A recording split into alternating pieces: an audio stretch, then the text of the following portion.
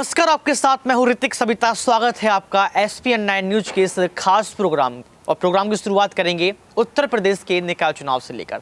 देखिए, जिस तरीके से कहा जा रहा था कि दिसंबर यानी कि 2022 का दिसंबर वो महीना होगा जहां निकाय चुनाव की तारीखों की घोषणा भी हो जाएगी और निकाय चुनाव भी करा दिए जाएंगे, लेकिन दिसंबर निकलने वाला है। 29 तारीख आज है, महज 2 दिन रह गए, नया साल लग जाएगा, नई बात होने लगेंगी। लेकिन निकाय चुनाव की तारीखों की घोषणा हुई है और ना ही कुछ अपडेट सामने आ रही हैं। एक बड़ी अपडेट यही है कि इलाहाबाद हाईकोर्ट ने यह कह दिया है कि OBC आरक्षण के बिना ही आप जो है चुनाव करवा लीजिए।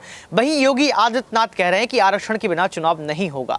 ये दो बातें निकल कर आ रही हैं। वहीं योगी आदित्यनाथ ये भी कह रहे हैं कि इस पूरे मामले में समाजवादी पार्टी के मुखिया अखिलेश यादव का हाथ है। अखिलेश यादव ये कह रहे हैं कि चुनाव आप कभी भी करवाइए, हम तैयार है करवाने के लिए। इलाहाबाद हाईकोर्ट ने भी कह दिया है, लेकिन कहीं ना कहीं योगी आदित्यनाथ इन चुनाव को खारिज करने के लिए पूरी कोशिश कर रहे हैं, कह रहे हैं आरक्षण जरूरी है।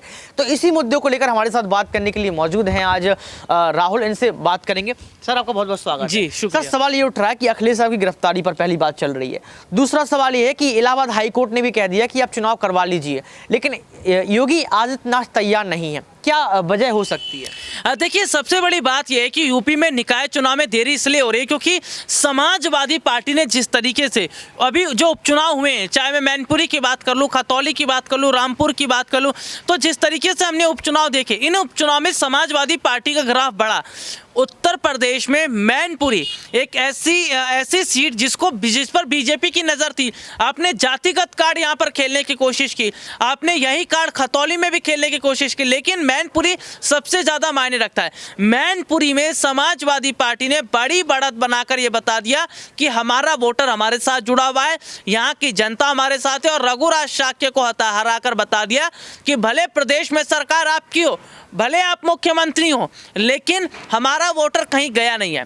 नेताजी के साथ वोटर बंधा हुआ है, समाजवादी पार्टी के साथ बंधा हुआ है। और मुझे ऐसा लग रहा है यूपी निकाय चुनाव में जो देरी हो रही, चुनाव आयोग के साथ मिलकर बीजेपी एक बड़ी धांधली कर रहा है, क्योंकि उन्हें पता है अभी यूपी के निकाय चुनाव कराए गए तो भारत समाजवादी पार्टी जीत जाएगी। देखिए, मुलायम सिंह यादव के निधन के बाद समाजवादी पार्टी मजबूत हुई है, उसका वोट शेयर बढ़ा, और ये देखकर आज भाजपा डर गई है। लेकिन गिरफ्तारी की तलवार लटक रही है।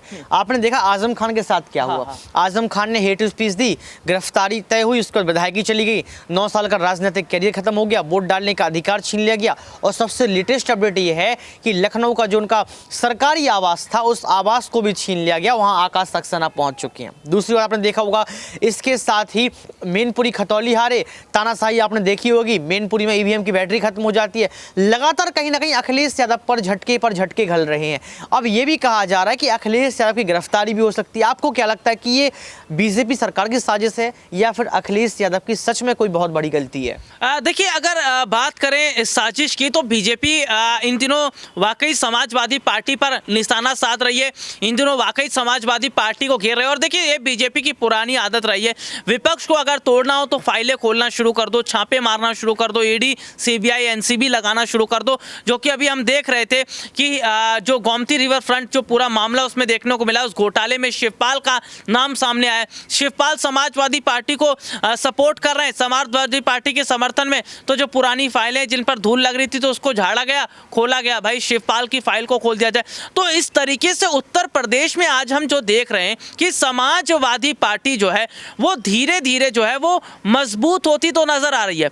लेकिन डर उन्हें इस बात का है कि कहीं बीजेपी जो है उस समाजवादी पार्टी को कमजोर ना कर दे, कहीं बीजेपी समाजवादी पार्टी पर बड़ी सेंध ना लगा ले। एक बड़ा सवाल ये खड़ा हो जाता है कि समाजवादी पार्टी 30 साल पुरानी पार्टी है और आम आदमी पार्टी 10 साल पुरानी पार्टी और राष्ट्रीय पार्टी बन गई है। 30 साल से समाजवादी पार्टी राष्ट्रीय पार्टी नहीं बन पाई है।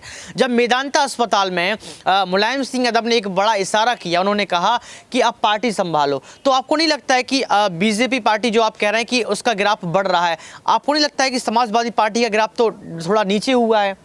देखिए, अगर बात करें उत्तर प्रदेश में, जिस तरह से देखिए मैं मैनपुरी की बात कर लूँ तो प्रदेश के मुख्यमंत्री योगी आदित्यनाथ जो थे वो खुद वहाँ रैली करने, प्रचार प्रसार करने गए थे, लेकिन हमने क्या देखा कि उनका उतना ज़्यादा फर्क पड़ता नजर नहीं आया। तो जो तस्वीरें हम देख रहे हैं वो ये है कि उत्तर प्रदेश में विपक्ष के तौर पर समाजवादी पार्टी बीजेपी को एक बड़ी टक्कर दे रही। देखिए, बसपा का रोल खत्म हो गया, लेकिन धीरे धीरे जिस तरीके से, अगर देखिए अखिलेश यादव का आप जिक्र कर रहे थे गिरफ्तारी को लेकर, अगर हम बात करें तो देखिए जिस तरह से अखिलेश यादव ने ओबीसी आरक्षण का मुद्दा उठाना शुरू कर दिया है, वो कह रहे हैं कि बीजेपी जो है वो ओबीसी को आरक्षण नहीं देना चाहती है, उनके लिए काम नहीं करना चाहती। तो ऐसे में आरक्षण का मुद्दा लेकर जो अखिलेश यादव चल रहे, कहीं ऐसा ना हो कि सत्ता पक्ष के खिलाफ बोलना उनको भारी पड़ जाए, जैसे आजम खान की बात कर बिल्कुल रहे थे। अखिलेश साहब तो ये दावा भी कर रहे हैं कि केशव प्रसाद मौर्य से कह रहे हैं, ब्रजेश पाठक से कह रहे हैं कि आप अपने 100 विधायक लाइए और सीएम बन जाइए। तो आपको नहीं लगता ये ऑफर किस टाइप का ऑफर है? क्या अखिलेश यादव को अब सीएम नहीं बनना है? वो अभी भी कह रहे हैं कि आप 100 विधायक लाइए और सीएम बन जाइए। इसको आप कैसे देख रहे हैं? देखिए, इससे मैं अखिलेश यादव की एक स्ट्रैटेजी ही बोलूंगा, क्योंकि वो ये चाह रहे हैं कि उत्तर प्रदेश में बीजेपी को कमजोर किया जाए।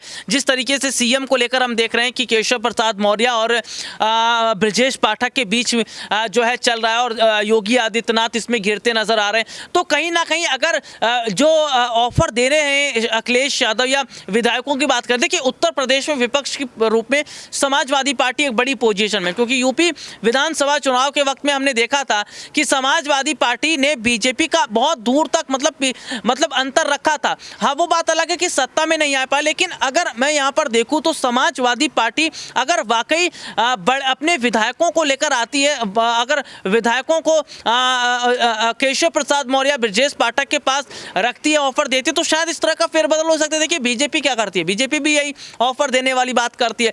महाराष्ट्र में क्या हुआ कि इन्होंने क्या ऑफर दिया शिंदे को, उनके तमाम मंत्रियों को, वो उनके साथ चले आए। तो वही खेल अब अखिलेश यादव कर रहे। तो शायद कहीं ना कहीं बीजेपी उत्तर प्रदेश में अगर कमजोर होती है तो इसका लोकसभा चुनाव पर पूरा फर्क पड़ता नजर आएगा।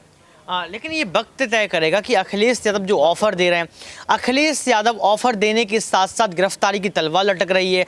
अखिलेश यादव दावा कर रहे हैं कि आप चुनाव करवाइए, वहीं योगी आदित्यनाथ ये कह रहे हैं कि ओबीसी आरक्षण के बगैर चुनाव नहीं कराया जाएगा।